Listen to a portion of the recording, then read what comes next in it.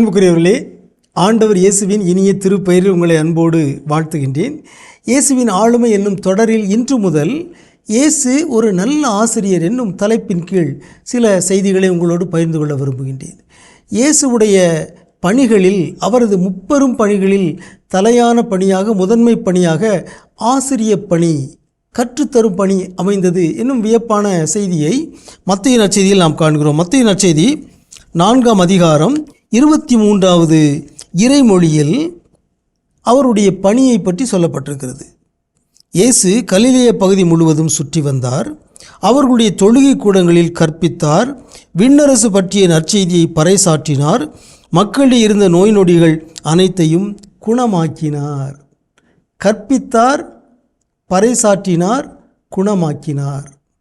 கற்பித்தார், teaching ministry.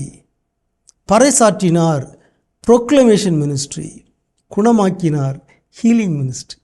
3 வகையான பணிகளை இயேசு செய்தார் என்று மத்தேயு இங்கே பதிவு செய்திருக்கிறார்.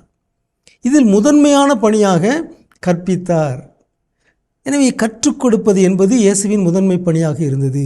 இந்த வரிசைப்படி மத்தேயு எழுதியிருக்கிறார். கற்பித்தார், பறைசாற்றினார், குணமாக்கினார்.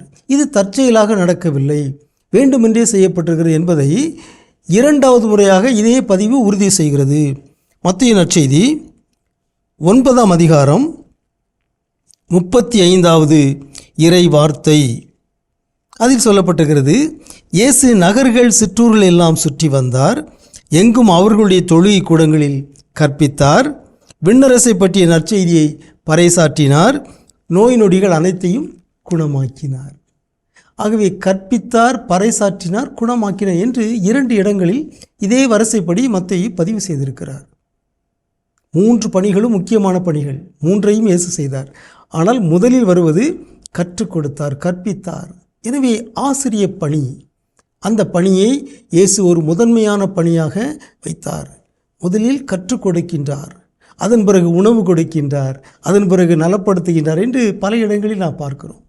இயேசு ஒரு ஆசிரியராக இருந்தார். நல்ல ஆளுமைகள் கற்றுக் கொடுக்கிறார்கள். நல்ல தலைவர்கள் பிறருக்கு கற்பிக்கிறார்கள்.